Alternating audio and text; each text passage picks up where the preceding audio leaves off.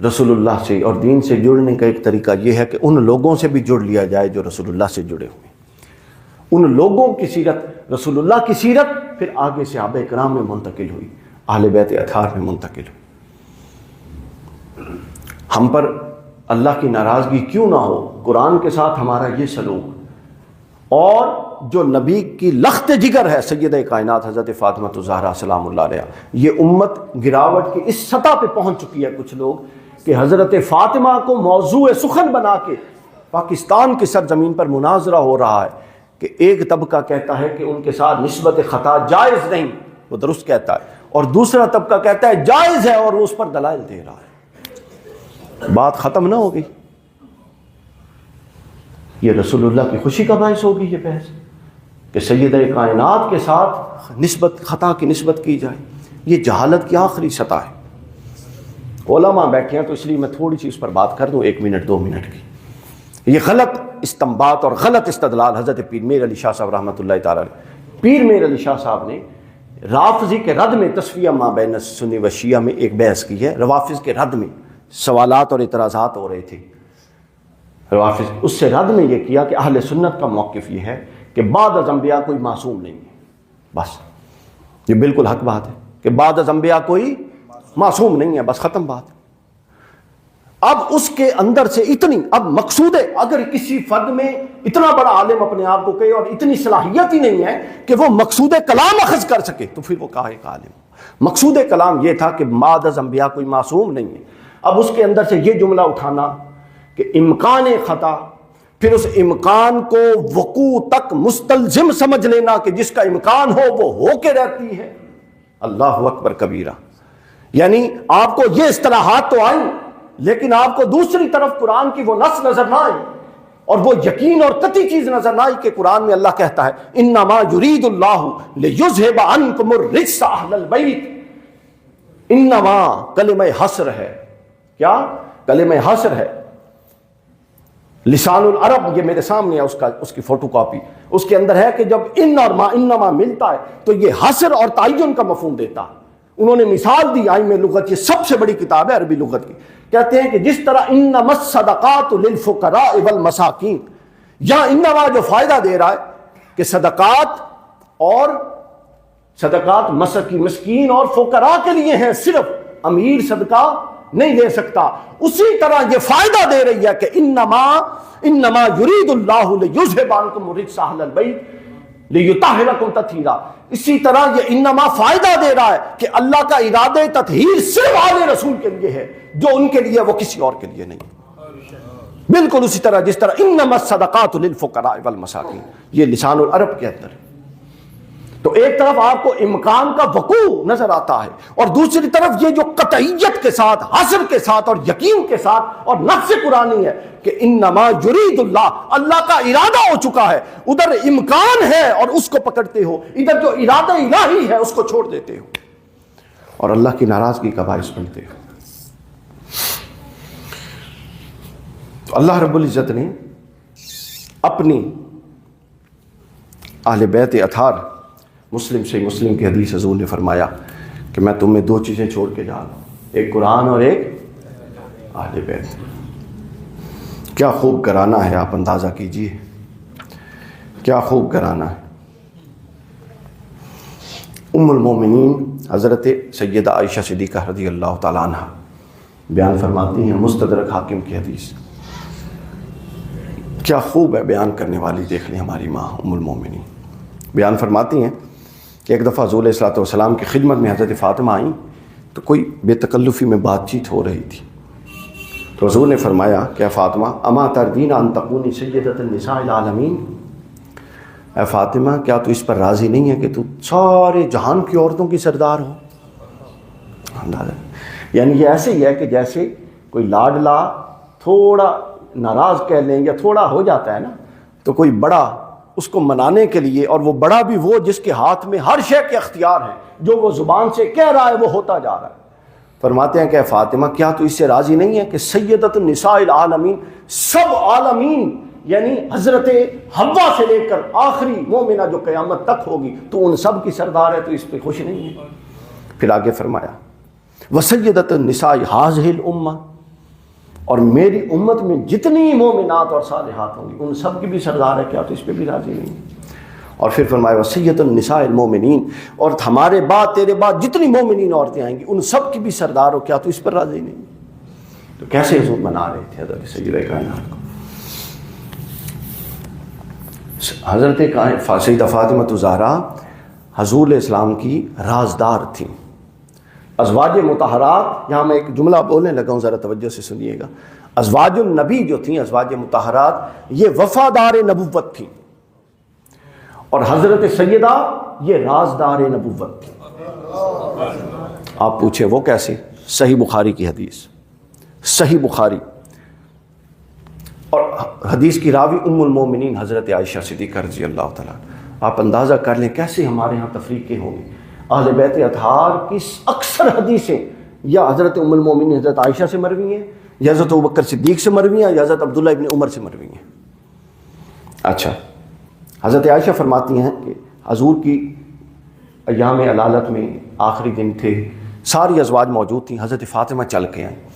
تو حضرت فاطمہ جس طرح حجرے میں داخل ہوئی، وہ کہتی ہیں کہ ہم سب ازواج نے ایک دوسرے کو دیکھا کہ حضرت فاطمہ کے چلنے کا انداز ہو بہو یوں تھا جس طرح رسول اللہ کے چلنے کا۔ حضرت فاطمہ جو قدم رکھتی تھیں گویا قدم رکھنے کا اور ہاتھ ہلانے کا انداز وہی تھا جو رسول اللہ کے قدم رکھنے کا، اتنی مشابہت۔ اچھا، یہ کر کے آ کے پاس بیٹھ گئی حضور کے، تو حضور علیہ السلام نے حضرت فاطمہ کے کان میں کوئی بات کی، حضرت فاطمہ رونے لگ گئی۔ یہ آپ لوگوں نے سنی ہوئی حدیث، میں اس سے نتیجہ نہیں اخذ کر۔ پھر تھوڑی دیر بعد حضور علیہ السلام نے پھر کوئی بات کی حضرت فاطمہ کے کان میں، تو حضرت فاطمہ مسکرانے لگ گئی۔ اب یہ بات ہو گئی اور ختم ہو گئی، مجلس برخاست۔ حضرت عائشہ صدیقہ رضی اللہ تعالیٰ عنہ حضرت فاطمہ کے پاس جاتی ہیں اور عرض کرتی ہیں کہ فاطمہ بتاؤ رسول اللہ تمہارے کان میں کیا کہہ رہے تھے؟ میں نے پہلے جو جملہ بولا ہے اس کی توجہ ہے سب سامعین کی، کیا تھا؟ ازواج کیا تھیں؟ وفادار نبوت، اور فاطمہ کیا تھیں؟ رازدار نبوت۔ حضرت عائشہ نے پوچھا کہ بتائیں حضور کیا فرمایا؟ حضرت فاطمہ نے فرمایا کہ یہ رسول اللہ کا راز ہے، میں نہیں بتاؤں گی۔ صحیح بخاری کے اندر ہے، یہ راز ہے میں نہیں بتاؤں گی، نہیں بتایا۔ پھر اسی حدیث کے اندر جب حضور کی وصال مبارک ہو گیا، وفات ہو گئی، حضرت عائشہ نے پھر کہا کہ فاطمہ تم نے اس وقت تو نہیں بتایا تھا، اب تو بتا دو۔ حضرت فاطمہ نے عرض کی کہ اب چونکہ اس راز کا نصف واقع ہو چکا ہے لہذا اب بتا دیتی۔ فرمایا کہ حضور نے مجھے فرمایا تھا کہ فاطمہ جبرائیل علیہ السلام ہر سال میرے ساتھ قرآن کا ایک دورہ کرتے تھے، اس سال 2 دورے کیے، تو میں اس 2 دوروں کو اشارہ سمجھ رہا ہوں کہ میرا اپنے رب کی طرف پلٹنے کا وقت آ چکا ہے، اور اے فاطمہ تو مجھے اپنے اہل بیت میں سب سے پہلے ملنے والی ہے۔ یہ 2 باتیں کی تو حضرت فاطمہ رو پڑی، اور پھر حضور نے فرمایا کہ فاطمہ تو اس پر راضی نہیں ہے کہ تو مسلمان عورتوں کی اور میری امت کی جمیع مومنین عورتوں کی سردار ہو؟ جب یہ فرمایا تو میں ہنس پڑی۔ تو حضرت فاطمہ نے یہ راز کب نکالا؟ حضور کی وفات کے بعد۔ اب آپ دیکھیے نا، ایک گھر ہے، وہ کیسا گھر ہوگا سبحان اللہ۔ اس گھر میں 5 لوگ رہتے ہیں، 4 لوگ رہتے ہیں، ایک حضرت مولا علی، حضرت سیدہ کائنات فاطمہ، اور امام حسن اور امام حسین۔ اب حدیث سنیے اور لطف لیجیے۔ ترمذی کی حدیث 3781 نمبر حدیث، حضرت عائشہ فرماتی ہیں، حضرت حذیفہ بیان کرتی ہیں کہ حضور نے فرمایا قال رسول اللہ صلی اللہ علیہ وسلم ان ھذا ملک لم ينزل الارض قط قبل هذه الليلہ، آج رات میرے پاس ایک ایسا فرشتہ آیا ہے جو اس سے پہلے زمین پر آیا ہی نہیں، پہلی دفعہ زمین پر اللہ نے اس کے آنے کی اجازت دی ہے۔ آ کے کیا کیا؟ یسلم علیہ، مجھ پر سلام پھیرا، سلام دیا، اللہ کا سلام مجھے پہنچایا، وَيُبَشِّرْنِي، اور مجھے بشارت دی، کس چیز کی؟ بِأَنَّ فاطمہ سیدۃ النساء اہل الجنہ، کہ یا رسول اللہ یہ جو آپ کی صاحبزادی گھر میں ہے نا، ان کو اللہ فرماتا ہے ان کو بتا دیں کہ یہ اہل جنت میں جتنی عورتیں جائیں گی فاطمہ سردار ہوگی ہر ایک۔ اور پھر آگے فرمایا وَأَنَّ الْحَسَنَ وَالْحُسَيْنَ سَيِّدَا شباب اہل جنہ، اور یا رسول اللہ یہ جو آپ کے گھر میں 2 چھوٹے شہزادے گھوم پھر رہے ہیں نا، بھاگ رہے ہیں، اللہ فرماتا ہے ان کو بتا دیں کہ یہ دونوں جتنے لوگ جنت میں جائیں گے ازل سے ابد تک سب حسن اور حسین کی سرداری میں ہوں گے۔ یہ کیسا گھر تھا کہ جن میں ماں کا یہ درجہ، بچوں کا یہ درجہ، اب دوسری روایت ساتھ ملا دیتے ہیں، باپ کا درجہ سن لیں۔ حضرت علی فرماتے ہیں ترمذی کے لیے کہ حضور نے میرے ساتھ وعدہ کیا کہ علی کوئی مومن تجھ سے محبت کیے بغیر نہیں رہ سکتا، اور کوئی منافق تجھ سے محبت کر نہیں سکتا۔ تو گویا یہ 4 فرد ہیں، جس میں سے ماں وہ ہے جو جنت میں جانے والی کل خواتین کی سردار، باپ وہ ہے کہ جو مومن اور منافق کے درمیان حد فاصل، اور بیٹے وہ ہیں جو جنتی جوانوں کے سردار ہیں۔ سبحان اللہ۔ آپ دیکھیے ان ہستیوں کو موضوع بحث کیا بنانا چاہیے۔ یہ مقام نازک مقام ہے۔ یہ تو 2 جملے بھی نہ جانے کہ بے ادبی کے گزر گئی تو پورے ایمان کا خرمن بھی چل سکتا ہے، اور خبر ہم اپنی 4 وضع کردہ اصطلاحات کے ضامن ہوں اور ادھر سے سب کچھ لٹ سکتا ہے۔ پھر آگے سن لیجیے، حضرت عبداللہ ابن عمر بیان کرتے ہیں، مستدرک للحاکم، عبداللہ ابن عمر بیان فرماتے ہیں کہ حضور نے فرمایا کہ حضور کی عادت مبارکہ تھی، عادت کہ جب کہیں جاتے تو سفر پر جانے ہوئے، وہ نجی سفر ہوتا یا جہاد کے لیے جاتے، دونوں صورتوں میں جاتے ہوئے سب سے آخری دفعہ جس سے ملتے تھے اور جس سے بات کرتے وہ حضرت فاطمہ ہوتی تھی، اور جب پلٹ کے آتے تو سب سے پہلے جس کی طرف جاتے اور جس سے بات کرتے وہ حضرت فاطمہ ہوتی تھی۔ کیا اس کی نزاکت تو ذرا سمجھے۔ ہم جب بلا مثال ہم جب سفر پہ جاتے ہیں تو سب سے مل جل کے بات کر کے جس بندے سے ہم 2 3 4 دفعہ بات کریں اور آخری دفعہ بات کریں، لازمی بات ہے وہ غیر ضروری طور پہ محبوب ہوتا ہے۔ کچھ گھر میں چھوٹا بچہ ہو تو زیادہ آخر میں جاتے جاتے باپ پھر اس سے بار بار یہ کرتا ہے، تو آپ اس سے اندازہ لگائیے تعلق۔ اور پھر آگے فرمایا، عبداللہ بن عمر فرماتے ہیں کہ بعض دفعہ ایسا ہوتا کہ حضور حضرت فاطمہ کی محبت میں ان کو فرماتے، فقال لہا رسول اللہ صلی اللہ علیہ وسلم فدا کے ابی و امی یا فاطمہ، اے فاطمہ تجھ پر میرے ماں باپ قربان ہوں۔ آپ اندازہ کر لیں۔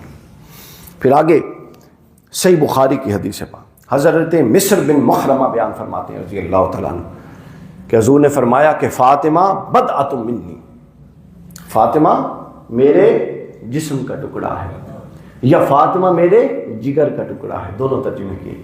سنی ہوئی حدیث کے نہیں سنی؟ آپ ذرا توجہ کریں، آپ کے سامنے اگر حضور کا ایک اصل منہ مبارک آئے، کوئی وجود حضور کے وجود کے کوئی جسم کا حصہ آئے تو آپ کی کیفیات کا کیا عالم ہے؟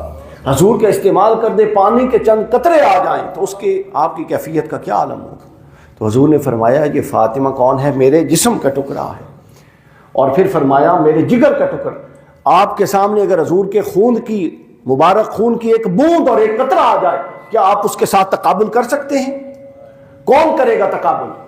کس نے تقابل کرنا ہے؟ پوری امت بھی ایک پلڑے میں رکھ دی جائے تو حضور کے مبارک خون کے ایک قطرے کا بھی کوئی برابری کر سکتا ہے؟ نہیں کر سکتا۔ تو ایک خون کا یہ مقام، ایک قطرے کا، تو خون بنتا کہاں پہ ہے؟ جگر میں ہے۔ نقطہ نہیں سمجھے؟ خون بنتا کہاں پہ ہے؟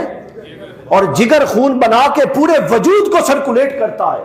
تو گویا حضور نے کہ اگر خون کے ایک قطرے کا کوئی تقابل نہیں ہے تو اس جگر کے ٹکڑے کا کیا تقابل ہے جہاں وہ خون بن کے وجود مصطفیٰ میں دورہ ہو رہا ہے، اس سے کون تقابل کر سکتا ہے؟ اور پھر آگے فرماتے ہیں قال فاطمہ بدأت منی، پھر آگے حضور نے اس سے بھی ایک بڑی خصوصی بات فرمائی، فرمایا کہ جو چیز فاطمہ کو غضبناک یا ناراض کرتی ہے وہ مجھے ناراض اور غضبناک کرتی ہے۔ صحیح بخاری شریف میں آپ اندازہ کر لیں، نبوت ختم ہو چکی، نبوت، ذرا توجہ فرمائیے گا، نبوت ختم ہو چکی مگر مزاج نبوت باقی ہے۔ مزاج یہی ہوتا ہے نا جی، جو اس کو پسند اور اس کو ماں کہتی ہے نا، یہ ان دونوں بچوں میروں کا مزاج یہ ہے کہ وہ یہ جو اس کو پسند ہوتا ہے وہ اس کو بھی پسند ہوتا ہے۔ یہ بتانے سے کیا دلیل ہے کہ ان کا مزاج ایک جیسا ہے، یہ مزاج شناس ہے، یکساں مزاج کے ہیں۔ تو حضور نے یہ جو بار بار کثرت سے حدیثیں ہیں، کہیں فرمایا جو چیز فاطمہ کو ناراض کرتی ہے وہ مجھے ناراض کرتی ہے، کہیں فرمایا جو فاطمہ سے محبت کرتا ہے وہ مجھ سے محبت کرتا ہے، کہیں فرمایا جو فاطمہ سے صلح کرے گا وہ مجھ سے صلح کرے گا، کہیں فرمایا جو فاطمہ کو غضبناک کرتا ہے وہ مجھے غضبناک کرتا ہے۔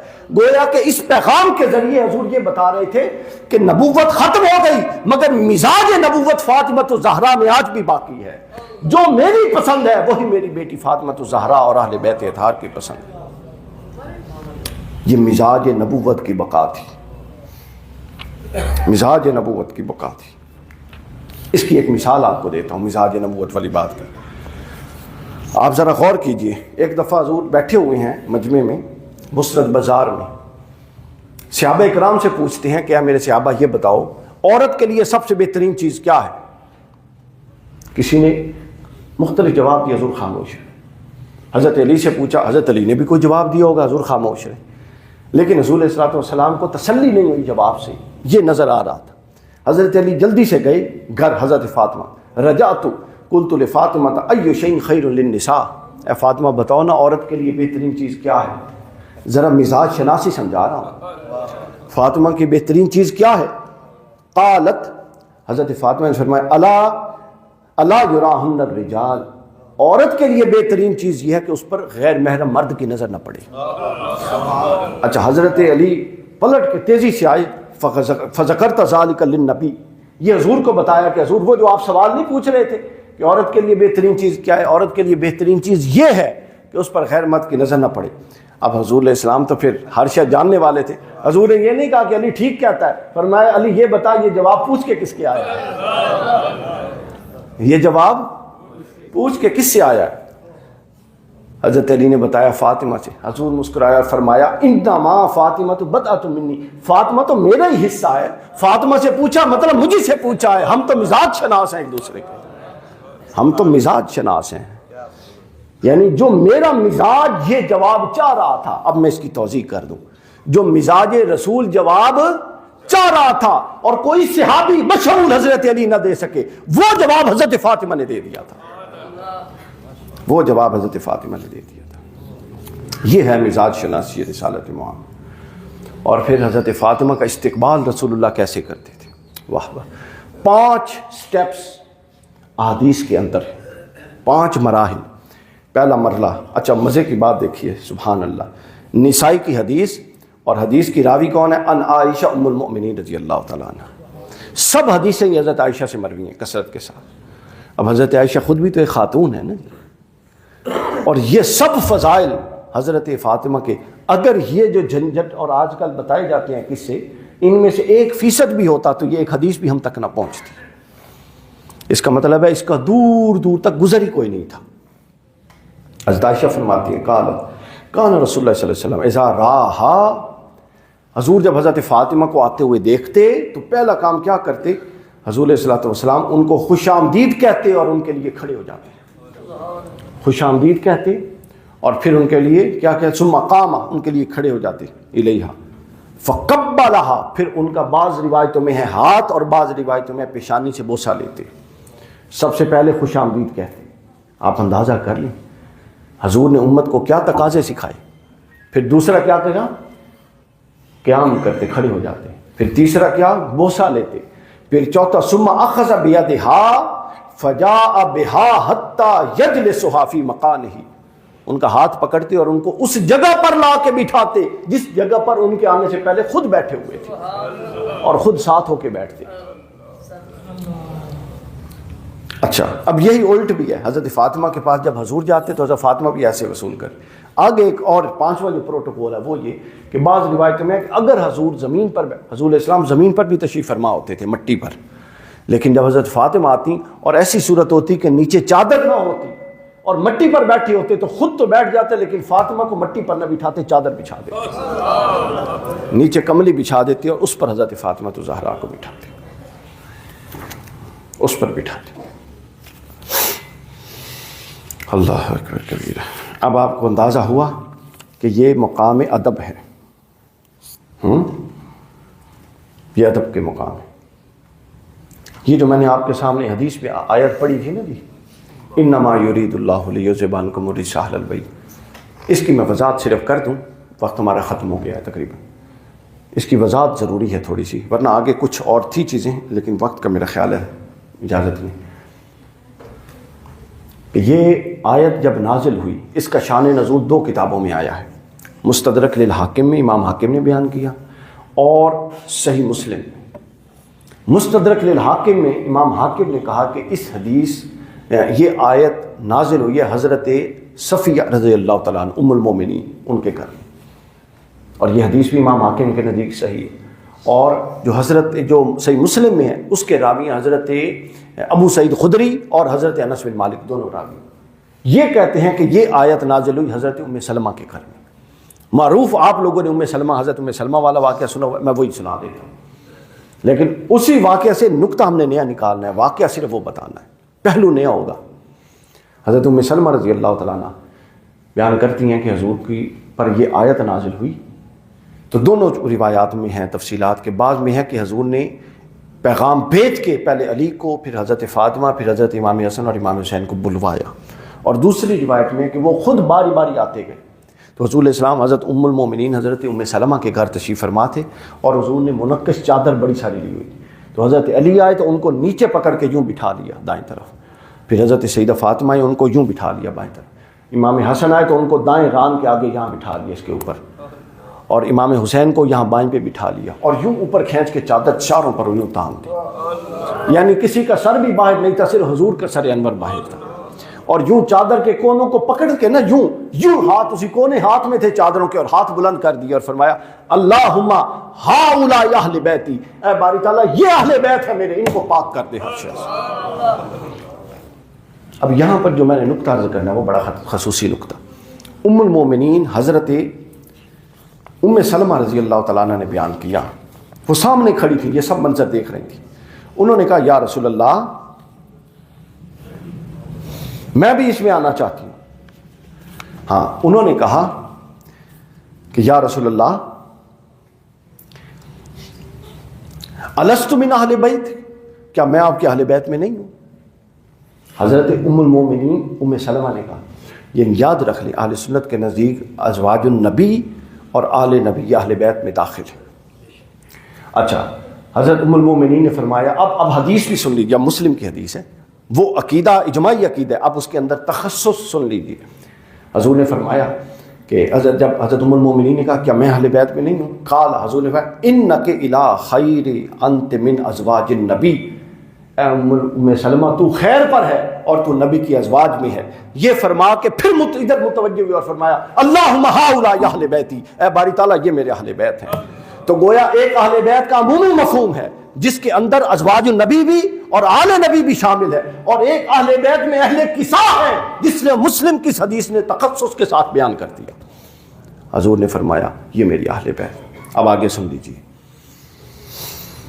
اچھا، اب آگے سن لیجیے.